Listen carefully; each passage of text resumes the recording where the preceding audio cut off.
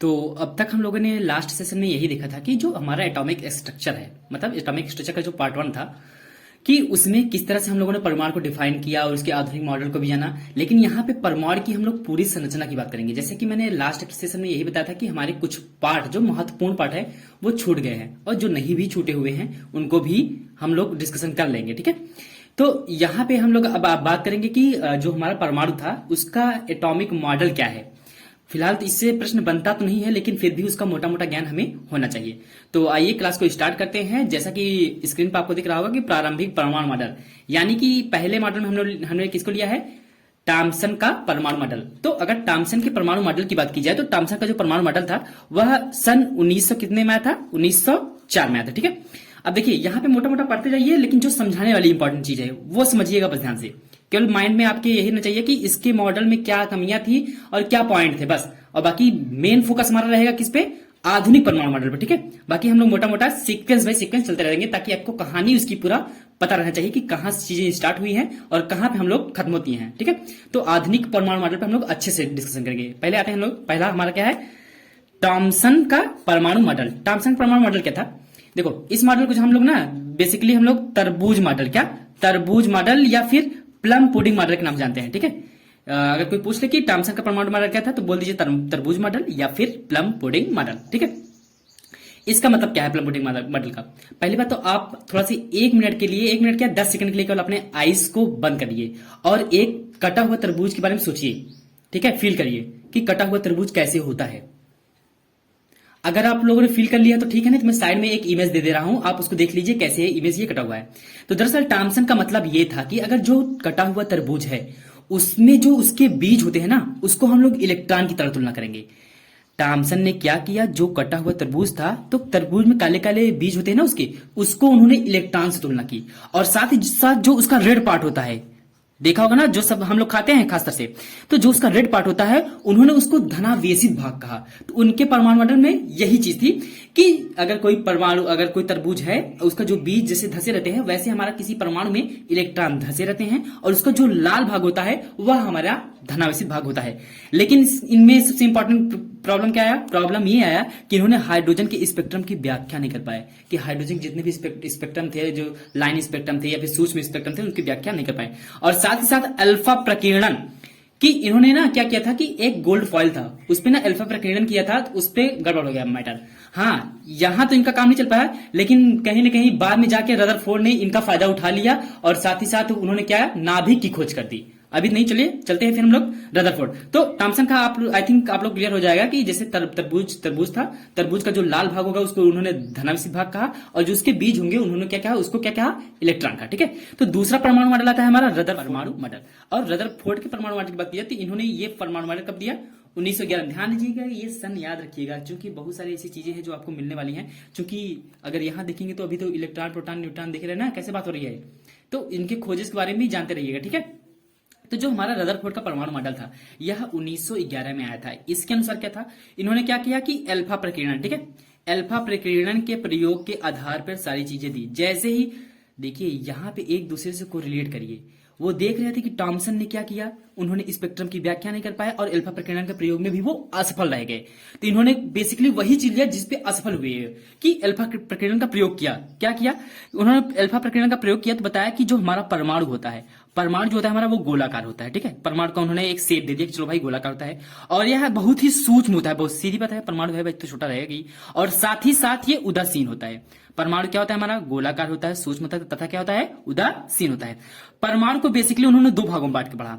कितने भागों में, 2 भागों में, कि एक तो परमाणु का नाभिक जिसमें समस्त धनावेश रहता है। ठीक है, अभी न्यूट्रॉन की कोई बात ही नहीं हो रही है, अभी बोल रहे हैं कि जो हमारा परमाणु है वो 2 भागों में है। पहला तो हमारा होगा नाभिक, क्या होगा, नाभिक, और दूसरा हो, और नाभिक की प्रॉपर्टी क्या होता है कि उसमें क्या होगा, नाभिक पूरा ही धनावेशित होगा। ठीक है, और दूसरी बात ये बताया कि जो नाभिक के बाहर, जो नाभिक का बाहर का विशाल क्षेत्र होगा उसमें हमारा क्या पाया जाएगा, इलेक्ट्रॉन पाया जाएगा। जैसा कि हम लोग जानते हैं कि जैसे कि ये हमारा नाभिक हो गया। ठीक है, तो इसको इन्होंने बताया कि ये पूरा पॉजिटिव रहेगा। ठीक है, धनावेशित भाग रहेगा, और इसके बाहर जो ये हमारे इलेक्ट्रॉन्स होंगे इसके हम लोग क्या कहेंगे, ठीक है, विशाल क्षेत्र है, यहाँ पे इलेक्ट्रॉन की पाए जाने की संभावना रहेगी। तो इन्होंने बताया कि यहाँ पे इलेक्ट्रॉन्स होंगे, केवल नाभिक में इन्होंने क्या किया, धनावेशित भाग कह दिया। ठीक है, जबकि टॉमसन ने क्या किया था कि भाई साहब जितने भी रेड पार्ट है वो सभी धनावेशित भाग हैं। ठीक है, तो आइए देखते हैं अब इनके तीसरे पॉइंट पे। तो तीसरा पॉइंट हमारा क्या है कि इलेक्ट्रॉन जो होता है हमारा वह कक्षकों में घूमना, मतलब इलेक्ट्रॉन कक्षक में घूमते हैं।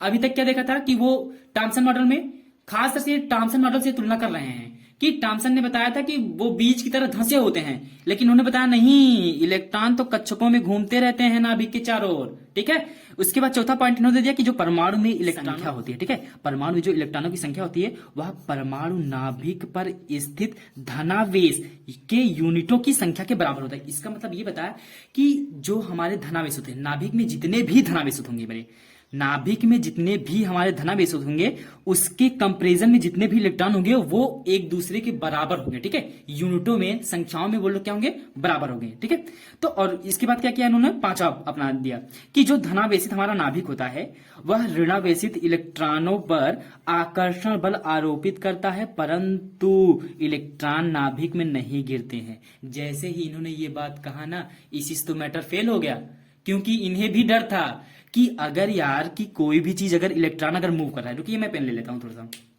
कि अगर इलेक्ट्रॉन अगर कोई मूव कर रहा है, ठीक है, सीधी सी बात है, अगर वो मूव कर रहा है तो कुछ ना कुछ तो अपने एनर्जी का लॉस करेगा ही। और जैसे ही अगर ये कक्षकों में मूव कर रहा है, अगर एनर्जी का लॉस करेगा तो क्या होगा, दूसरे अपने नीचे वाले कक्षक में आएगा, और एनर्जी लॉस करेगा तो और नीचे आएगा, तो कहीं ना कहीं परमाणु का हानि तो नहीं हो जाएगा, हास तो नहीं हो जाएगा, कि जैसे ही परमाणु नाभिक में गिरेगा तो वो अपना तो गुण तो त्याग ही देगा, मतलब परमाणु नष्ट हो जाएगा। लेकिन क्या परमाणु नष्ट होता है? जी नहीं, परमाणु ना तो नष्ट किया जा सकता है और ना ही उत्पन्न किया जा सकता है। ठीक है, तो यही पे सारी मैटर होती हैं और यही इनका ड्रॉबैक बनता है, क्योंकि इलेक्ट्रॉन के परिक्रमण से उत्पन्न अपकेंद्र बल और नाभिक बल आकर्षण बल के कारण संतुलित होते हैं। उन्होंने बताया कि जो उत्पन्न होते हैं हमारे, जो इलेक्ट्रॉन के परिक्रमण होता है तो उसका जो अपकेंद्र बल होता है और नाभिक के आकर्षण बल से वो संतुलित रहते हैं। इन्होंने बताया कि ऐसा कोई बात नहीं है कि वो अगर इलेक्ट्रॉन अगर घूम रहा है तो वो नाभिक में नहीं गिरेगा। लेकिन होता क्या है भाई साहब, बहुत लोग हैं अभी तो प्लांक आएंगे, अब प्लांक ने अपना एक थ्योरी दिया था, उसके अकॉर्डिंग इनका ये जो परमाणु मॉडल है ये गड़बड़ हो जाता है। तो आइए देखते हैं अपना नेक्स्ट होता है क्या है हमारा। ठीक है, तो थॉम्सन और रदरफोर्ड के परमाणु के मॉडल बाद आती है हमारी बोर के बारे में। ठीक है, तो बोर ने क्या अपना परमाणु मॉडल दिया। ठीक है, पहली बात ये जान लीजिए कि कोई भी मेहनत हमारा ना वो जायज नहीं जाता है, ना जायज नहीं जाता है। क्यों कि देखो, रदरफोर्ड ने ये तो नहीं कर पाया, परमाणु मॉडल में वो असफल नहीं रह पाए, लेकिन उन्होंने कुछ जो पॉइंट दिया वो सही था, और उसी के बेसिस पे जैसे उन्होंने अल्फा कण का प्रकरण किया ना, उनको कहीं कहीं उन्होंने नाभिक की खोज कर दी। तो यही होता है ना कि आप कुछ ना कुछ मेहनत करते रहो तो आपको सफलता एक जगह नहीं तो दूसरी जगह पक्का है, श्योरिटी मिलेगा। ठीक है, तो हाँ, उनका परमाणु मॉडल तो सफल नहीं हो पाया रदरफोर्ड जी का, लेकिन उन्होंने क्या कर दिया, नाभिक की खोज कर दी।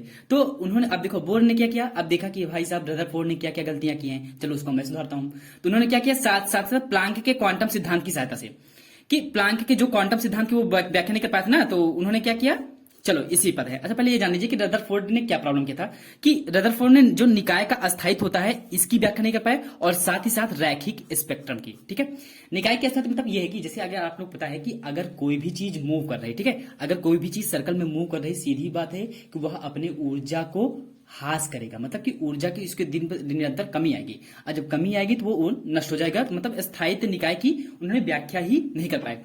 तो कुछ चीजें बोर ने भी लिया इनका, कि परमाणु जो होता है हमारा वह इलेक्ट्रॉन परमाणु में जो हमारा इलेक्ट्रॉन होता है वह नाभिक के चारों ओर वृत्ताकार कक्षाओं में घूमते हैं। ये तो रदरफोर्ड जी ने भी बताया था।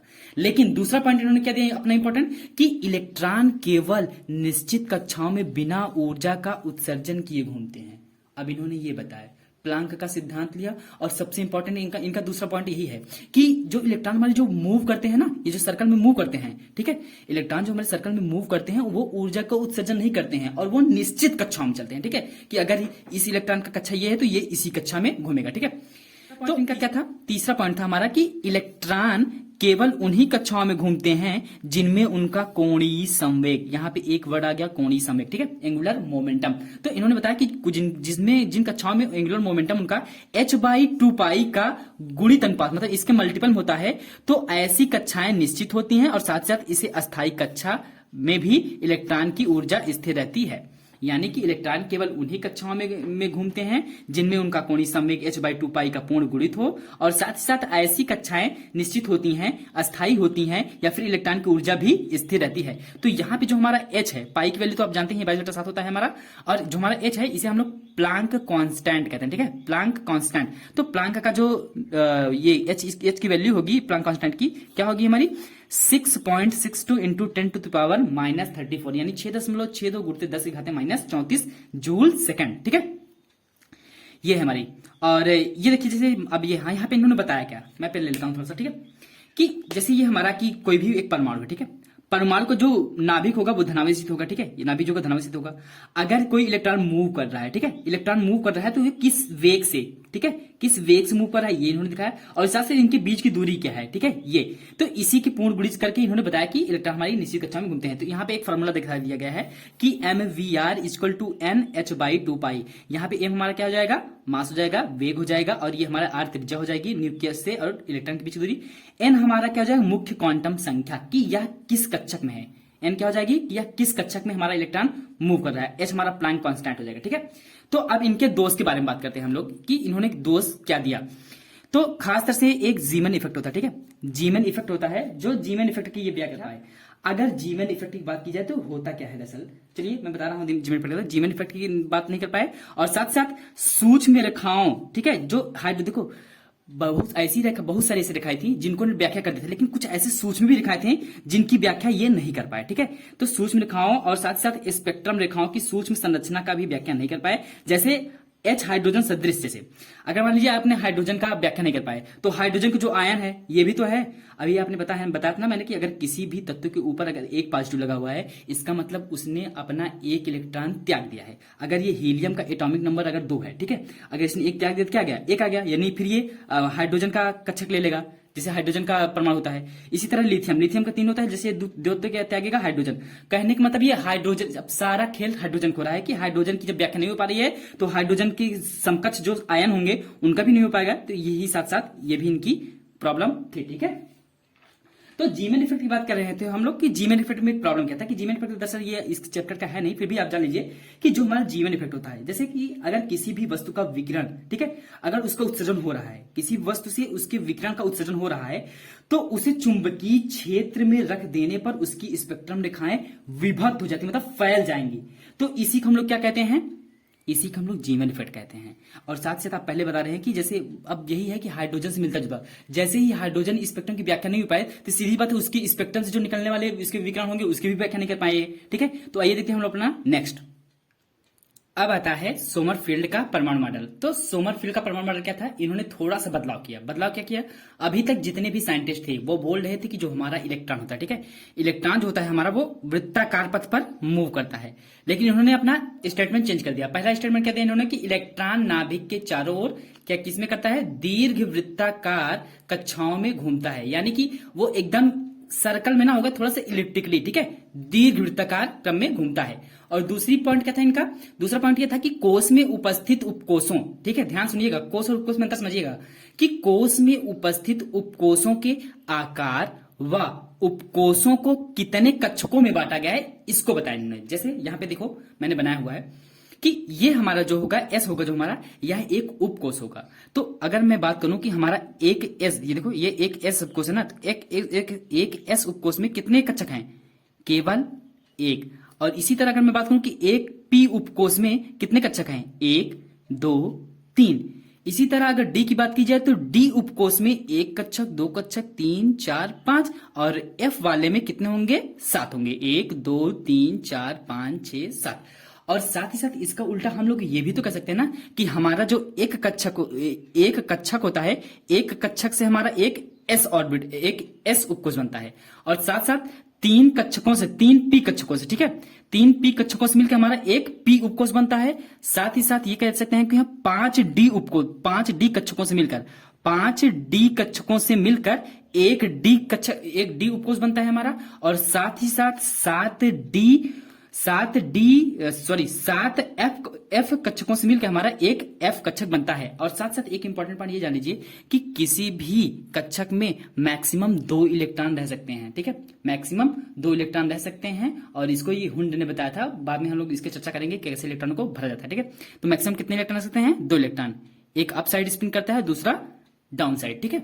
तो अब आती है बात कि आधुनिक परमाणु मॉडर्न एटॉमिक मॉडल क्या है, ठीक है। यही सबसे इंपॉर्टेंट है, माइंड में आपको यही चीज रखनी है, क्योंकि एग्जाम का जो भी प्रश्न बनता है मैक्सिमम यही से बनता है। तो आधुनिक परमाणु मॉडल के अनुसार पे किस क्या है, ठीक है। तो इन्होंने पहले बता दिया कि जो हमारा आधुनिक परमाणु मॉडल है वो हमारा इलेक्ट्रॉन की तरंग प्रकृति पर आधारित है, ठीक है। इलेक्ट्रॉन की तरंग प्रकृति पे आप लोगों ने सुना होगा ना कि इलेक्ट्रॉन डबल नेचर रखता है, ठीक है। एक तो कण का होता है, एक तरंग की प्रकृति का, ठीक है। तो इसके अनुसार क्या होगा कि परमाणु के 2 भागों में उन्होंने चर्चा किया कि एक तो हमारा धनावेशित भाग होगा, जो हमारा परमाणु होगा वो क्या होगा, धनावेशित भाग होगा। और साथ साथ नाभिक के बाहर का त्रिविम जो क्षेत्र होगा, जो गोलाकार क्षेत्र होगा, उस जिसमें इलेक्ट्रॉन व्यवस्थित रहता है, ये ऐसी परमाणु की संरचना उन्होंने बताया, ठीक है। दूसरी बात कहती है हमारा कि परमाणु में इलेक्ट्रॉन नाभिक के बाहर विभिन्न आकार, आकृति तथा दिशा विन्यास के कक्षकों में रहते हैं। इसकी चर्चा आप जब आगे हम लोग हुंड का नियम पढ़ेंगे, कैसे इलेक्ट्रॉनों को भरा जाता है, तब इसके बारे में अच्छे से आप समझेंगे। तीसरी बात आती है कि एक कक्षक में अधिकतम 2 इलेक्ट्रॉन सकते हैं। ये तो मैंने सोमरफेल्ड के बारे में बताया था ना, पहले बता दिया था कि किसी भी कक्षक में मैक्सिमम 2 ही इलेक्ट्रॉन सकते हैं, और वो भी एक तो डाउन साइड होगा और एक अप साइड होगा उनके चक्रांक का, ठीक है। और चौथी बात यह है कि किसी भी कक्षक को हम लोग चार उपकोषों, ठीक है, कक्षक जो थे हमारे 4 उपकोषों एस, पी और डी और एफ में हम लोगों ने बांट के रखा हुआ है। पांचवी बात आती है कि एक एस कक्षक से एक एस उपकोष बनता है, 3 पी कक्षकों से हमारा एक पी उपकोष बनता है, 5 डी कक्षक से हमारा एक डी उपकोष बनता है, साथ साथ 7 एफ कक्षक से हमारा एक एफ उपकोष बनता है। और इसकी चर्चा मैं पहले ही कर चुका हूं, ठीक है। तो अभी इनका 2 पॉइंट बचा हुआ है, तो आइए देखते हैं इनके दूसरे 2 पॉइंट क्या है। ये बचे हुए 2 पॉइंट हमारे हैं कि कोष होते हैं, कोष को अगर नाभिक से अगर दूरी के क्रम में अगर हम लोग प्रदर्शित करना चाहें, कैसे दिखाते हैं हम लोग कि जैसे हमारा अगर ये एक ये कोष हो गया, एक ये कोष हो गया और एक ये कोष हो गया, इसी तरह रहता है। तो इसको हम लोग अगर पहले वाले को अगर के कहेंगे, दूसरे को एल कहेंगे, तीसरे को एम कहेंगे, और अगर इसके बाद भी रहेगा तो उसको हम लोग क्या कहेंगे, एन। इसीलिए उन्होंने बताया कि जो हमारे अगर कोषों को अगर नाभिक से दूरी के क्रम में रखेंगे तो इसको हम लोग के, एल, एम और एन से दर्शाएंगे, ठीक है। और लास्ट जो इनका पॉइंट था कि किसी कोष में मैक्सिमम n² कक्षक रह सकते हैं, यानी जो भी हमारी मुख्य क्वांटम संख्या होगी उसका स्क्वायर के फॉर्म में होगा हमारी कक्षक, ठीक है। तो आइए देख लेते हैं कि कक्षकों में इलेक्ट्रॉन को कैसे भरा जाता है, ठीक है। तो कक्षकों में इलेक्ट्रॉन के भरने का नियम क्या है, ये याद रखिएगा। और बाकी मेन हमारा जो इंपॉर्टेंट था वो मैं पहले ही लेक्चर में कवर कर चुका हूं कि पाउली का क्या था, अफबाउ प्रिंसिपल था ना। अफबाउ प्रिंसिपल के अकॉर्डिंग हम लोग अच्छे से उसका इलेक्ट्रॉन का कॉन्फ़िगरेशन करते हैं, ठीक है, किसी परमाणु का इलेक्ट्रॉनिक कॉन्फ़िगरेशन करते हैं, यानी कि इलेक्ट्रॉनिक विन्यास। तो इलेक्ट्रॉनों को भरने के नियम में सबसे पहले हमारे आते हैं पाउली जी, ठीक है। पाउली का अपवर्जन नियम था। पाउली का अपवर्जन नियम में क्या था कि किसी भी परमाणु में अगर कोई भी परमाणु है कि किन्हीं भी 2 इलेक्ट्रॉनों के लिए, अगर कोई भी परमाणु है और उसके केवल 2 इलेक्ट्रॉनों के लिए, किन्हीं 2 इलेक्ट्रॉनों के लिए चारों क्वांटम संख्याओं के मान समान नहीं हो सकते। नया वर्ड आया हमारा क्वांटम संख्या। तो क्वांटम संख्या के बारे में हम लोग आगे चर्चा करने वाले हैं, टेंशन मत लीजिए। या फिर इसको अलग भाषा में ये कह सकते हैं कि परमाणु के किसी भी ऑर्बिटल में, ठीक है, परमाणु के किसी भी ऑर्बिटल में अधिकतम जो होता है वो 2 इलेक्ट्रॉन रह सकते हैं। इसका चर्चा हम लोग पहले भी कर चुके हैं, ठीक है। इसके बाद आते हैं हुंड जी। तो हुंड के नियम के अनुसार क्या है कि जहां तक संभव होता है, ठीक है, जहां तक संभव हो सके किसी उपकोष में, ठीक है, किसी भी उपकोष में कक्षकों में अयुग्मित इलेक्ट्रॉनों की संख्या अधिकतम होती है। मतलब कोशिश करें किसी जहां तक संभव हो सके तो वो हमेशा अयुग्मित रहना चाहता है, मतलब सिंगल इलेक्ट्रॉन रहना चाहता है एक कक्षक में, ठीक है। और अयुग्मित जो इलेक्ट्रॉन होते हैं इनके स्पिन होते हैं वो समदिश होते हैं। कैसे, मतलब ये देखिए यहाँ पे मैंने एक फिगर बनाया हुआ है, ठीक है, इसको ड्रा किया हुआ है और खास तरह से मैंने यहाँ पे केवल पी उपकोष को लिया है। किसको लिया है? पी उपकोष के बारे में मैं चर्चा कर रहा हूं। जैसे मैं कह दूं कि अगर मेरे पास एक इलेक्ट्रॉन है, ठीक है, अभी इसके पहले मैं चर्चा किया था कि हमारे पी उपकोष में 3 कक्षक होते हैं, 1 कक्षक, 2 कक्षक और 3 कक्षक। और हमने आपको ये भी बताया कि एक कक्षक में मैक्सिमम कितने इलेक्ट्रॉन आ सकते हैं? 2 इलेक्ट्रॉन आ सकते हैं, ठीक है। तो 2, 2, 4, 2, 6 मतलब पी कक्षक में जो पी का उपकोष होता है उसमें मैक्सिमम 6 इलेक्ट्रॉन आ सकते हैं, 2, 2, 4, 2, 6, ठीक है, और एक में 2। अब देखिए जैसे कि हमारे पास अगर हमारा पी उपकोष है और उसमें हमने मान लीजिए मेरे पास 1 इलेक्ट्रॉन है, किसी भी परमाणु को अगर 1 इलेक्ट्रॉन है तो मैं पी कक्षक में कैसे भरूंगा? ऐसे अप कर दूंगा। ये अगर मान लीजिए ये 2 इलेक्ट्रॉन होता तो मैं क्या करता, यहां भरता, यहां 1 में 2 आ सकता है लेकिन पहले इसमें नहीं भरता, अब डायरेक्ट मैं दूसरे में जाता, ठीक है। और देखिए समदिश दिख रहा है नहीं कि ये भी ऊपर की तरफ है और ये भी एरो इसका ऊपर की तरफ है। अगर मान लीजिए यहीं पे 3 इलेक्ट्रॉन होता तो पहले इस एक कक्षक में 1 इलेक्ट्रॉन, इस वाले कक्षक में 1 इलेक्ट्रॉन और इस वाले कक्षक में 1 इलेक्ट्रॉन इस तरह होता। तो वही बोल रहा था वो कि हुंडा जी यही बोल रहे हैं कि जहां तक संभव हो सके इलेक्ट्रॉन अयुग्मित रहता है, मतलब यहाँ पे सिंगल है, युग्म नहीं है, मतलब 2 लोग नहीं है, केवल एक लोग भर जाएंगे। ठीक है, तो हुंड का नियम यही है। अब मान लीजिए अगर 4 इलेक्ट्रॉन होंगे तो हमारा कैसा बचेगा, पहला इसमें जाएगा, दूसरा हमारा इसमें जाएगा, तीसरा हमारा इसमें जाएगा और चौथा आएगा यहाँ पे इसमें। लेकिन अब इसका स्पिन जो होगा वो डाउन होगा, मतलब नीचे की तरफ ये मूव करेगा। ठीक है, तो एक में मैक्सिमम 2 हो सकते हैं, लेकिन एक ही बार में 2 इलेक्ट्रॉन नहीं हो सकते। पहले इस वाले कक्षक में, फिर दूसरे, फिर तीसरे, फिर से ये रिपीट करता है। अब इसी तरह अगर 5 इलेक्ट्रॉन है तो पहला हमारा यहां आएगा, दूसरा इलेक्ट्रॉन यहां, तीसरा इलेक्ट्रॉन यहां, चौथा डाउन, पांचवा भी डाउन। इसी तरह अगर 6 इलेक्ट्रॉन होते हैं मेरे दोस्त तो यहां पे क्या होता है 1 2 3 4 5 और 6 इस तरीके से भरे जाते। ठीक है, अच्छा एक लोग और थे बोरबरी थे, उनको मैंने लिखा नहीं है, लेकिन फिर भी आप लोग को स्क्रीन में लगवा दे रहा हूं उनका कि बोरबरी जी ने क्या किया था। तो बोरबरी जी ने एक इंपॉर्टेंट चीज बताया। ठीक है, क्या बताया, उन्होंने बताया कि जो इलेक्ट्रॉन होते हैं उनकी अधिकतम संख्या 2n² हो सकती है। ठीक है, अभी सुन लीजिए, मैं आपको एक रफ शीट में दिखा रहा हूं कैसे होता है कि इलेक्ट्रॉनों की अधिकतम संख्या 2n² हो सकती है और जहां n होगी जो हमारी वो मुख्य क्वांटम संख्या होगी। तो मुख्य क्वांटम संख्या के बारे में भी हम लोग बात करने वाले हैं। और साथ साथ एक बात और बताया कि जो इलेक्ट्रॉन होंगे वो बाह्यतम कोश में मैक्सिमम 8 इलेक्ट्रॉन हो सकते हैं। ठीक है, ये 2 ही चीज जानिए, बाकी दो चार चीजें और है। ये 2 इंपॉर्टेंट चीज जानिए कि मैक्सिमम लास्ट में 8 हो सकते हैं और एक कक्षक में हमेशा मतलब इलेक्ट्रॉनों की अधिकतम संख्या कितना हो सकती है 2n²। ये 2 बात याद रखिए और ये किसने दिया था, बोरबरी जी ने दिया था। ठीक है, तो आइए अब हम लोग बात करते हैं मुख्य क्वांटम संख्या के बारे में। ठीक है, तो आ गए हैं हम लोग क्वांटम संख्या के बारे में जानने। ठीक है, तो क्वांटम संख्या क्या होता है हमारा ये जान लीजिए। दरअसल क्वांटम संख्या जो होता है वो स्पेक्ट्रम के जो स्पेक्ट्रम होते हैं वो स्पेक्ट्रम रेखाओं की सूक्ष्म प्रकृति समझाने तथा इलेक्ट्रॉन की ठीक ठीक स्थिति के वर्णन करने में। मतलब कि अगर कोई भी पार्टिकल है, ठीक है, अगर कोई भी पार्टिकल है वो किस तरह से मूव कर रहा है, मतलब कोई परमाणु है उसमें जो इलेक्ट्रॉन हमारा मूव कर रहा है वो किस स्थान पे है, कितने वेग से चल रहा है, कैसे चल रहा है, किस तरह से उसका अप डाउन हो रहा है, वो उसका चक्रण किस तरह से, यही सारी चीज बताने के लिए हम लोग क्वांटम संख्या का बेसिकली यूज करते हैं। तो क्वांटम संख्याएं जो होती है हमारी मुख्यतः वो 4 प्रकार की होती हैं। मुख्यतः क्या, ये 4 प्रकार के होते ही हैं।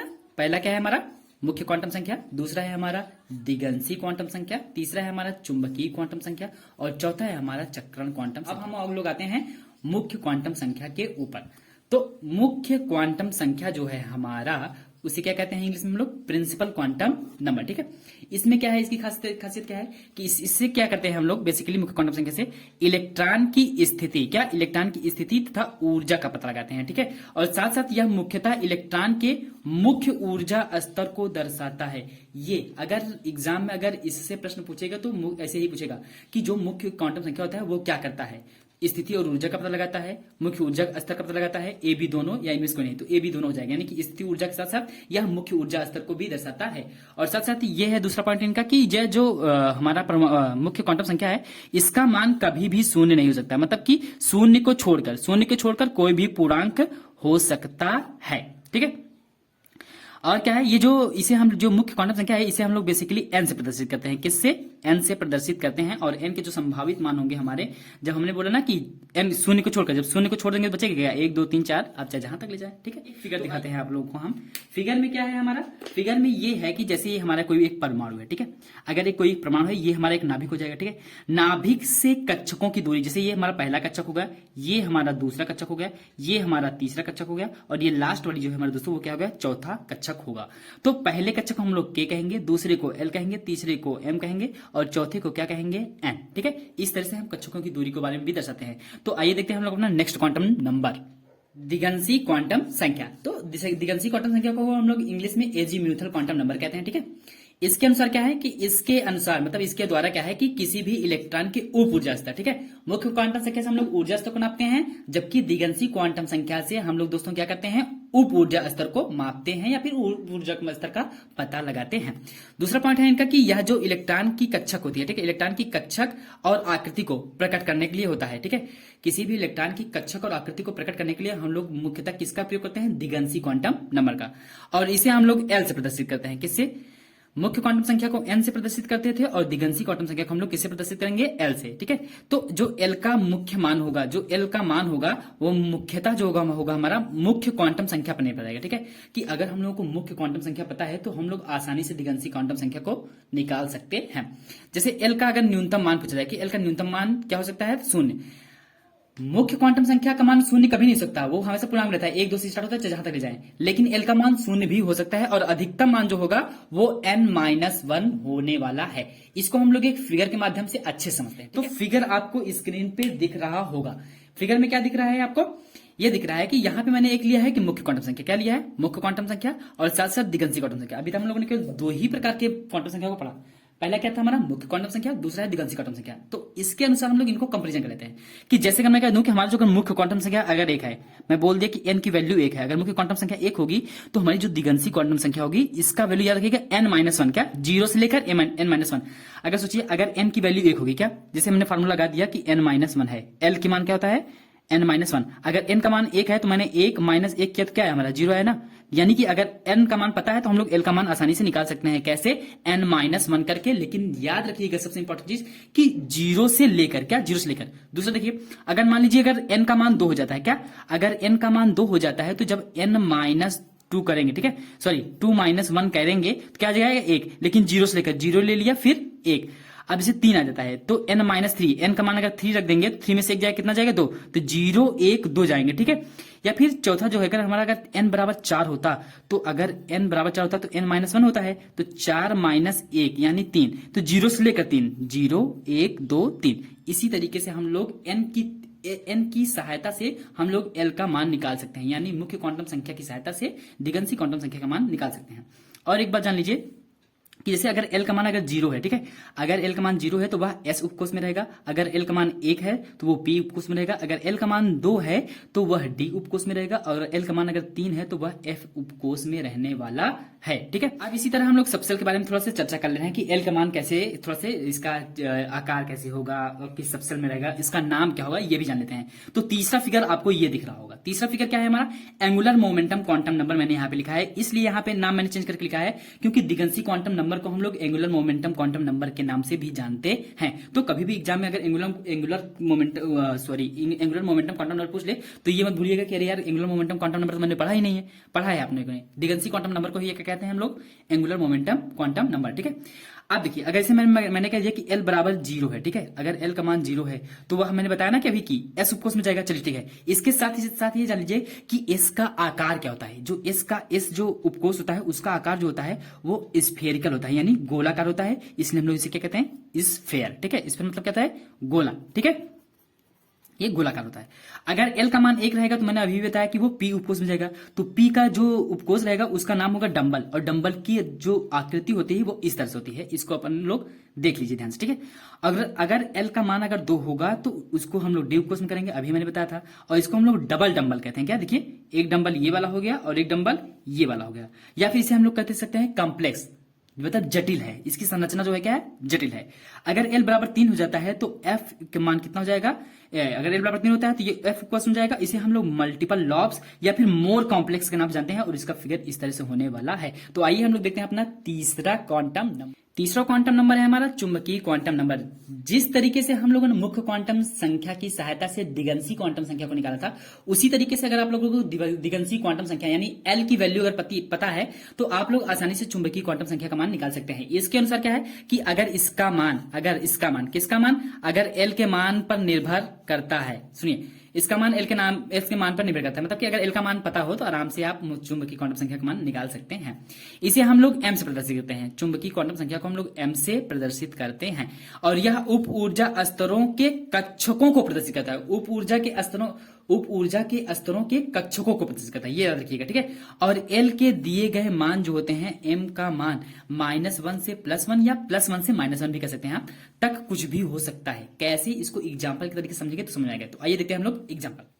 तो m के संभावित मान जो होंगे वो प्लस एल से लेकर माइनस एल तक, जैसे मैंने बताया ना कि चाहे माइनस एल से लेकर प्लस एल तक, चाहे प्लस एल से लेकर माइनस एल तक होता है। ठीक है, यहाँ पे एग्जांपल के थ्रू हम लोग समझते हैं कि यदि एल बराबर अगर 0 होता है तो m बराबर 0 होता है, लेकिन इसका एक फॉर्मूला याद रख लीजिए, कम से कम इससे ये पता चल जाए कि उसकी कितनी वैल्यू आएंगी। जैसे यहाँ पे एक फॉर्मूला आप लोग को दिख रहा होगा कि m equal to L plus 1। अब जैसे देखिए अगर मैंने यहाँ पे एल बराबर अगर 0 रखा तो क्या हो जाएगा 2 इंटू 0 प्लस 1, मतलब ये 0 हो जाएगा और प्लस 1 यानी कितना आएगा इसका 1। तो यहाँ पे 1 मतलब m बराबर 1 नहीं होगा, मतलब m की वैल्यू जो आएगी वो 1 आएगी, मतलब यहाँ पे देखिए केवल एक ही वैल्यू आएगी, वो क्या है 0। ठीक है, अगर इसी तरह अगर हम लोग एल रखेंगे, ठीक है, एल रखेंगे, एल बराबर 1 रखेंगे, तो जो m की वैल्यू आएगी वो 3 आएगी। तो कहां से लेकर प्लस 1 से लेकर माइनस 1 तक 0 रहेगा, याद रखिएगा। बेस पॉइंट पे आप लोग 0 रखेंगे। देखिए जैसे एल की वैल्यू 1 है ना, तो आप लोग पहले प्लस 1 रखेंगे, फिर 0, फिर माइनस 1, इसी तरह। अब देखिए अगर एल बराबर अगर आप लोग 2 रखते हैं, क्या एल बराबर 2 रखते हैं तो प्लस 2 फिर सिस बैक होंगे, प्लस 2 फिर प्लस 1 फिर 0 फिर माइनस 1 और माइनस 2। जिस तरह से हम लोग नंबर संख्या अभी कभी पढ़ा होगा आप लोगों ने, ठीक है, संख्या पद्धति में, तो वो होता है। ठीक है, एल के मान जो होते हैं वो एम की मानों की कुल संख्या पर निर्भर करते हैं। ठीक है, ये केवल जो ये फॉर्मूला लिखा है ये बताता है कि उसकी कितने वैल्यूज आएंगे। चौथा है हमारा कि क्या है, चक्रण क्वांटम नंबर। ठीक है, तो चक्रण क्वांटम नंबर को हम लोग इंग्लिश में क्या कहते हैं, स्पिन क्वांटम नंबर। यह जो इलेक्ट्रॉन होता है, इलेक्ट्रॉन के चक्रण की दिशा को बताता है, कि मतलब जो हमारा इलेक्ट्रॉन है, जो परमाणु में घूम रहा है इलेक्ट्रॉन, वह किस तरीके से घूम रहा है, अप डाउन कर रहा है या अप डाउन कर रहा है या फिर डाउन स्पिन कर रहा है। ठीक है, तो इसी को प्रदर्शित करता है और बेसिकली हम लोग इसे एस से प्रदर्शित करते हैं। ठीक है, इसके केवल 2 ही मान हो सकते हैं, मतलब इसका सबसे आसान है कि जो चक्रण क्वांटम संख्या होता है इसके केवल 2 ही मान हो सकते हैं। एक तो ये प्लस 1/2 हो सकता है या फिर माइनस 1/2।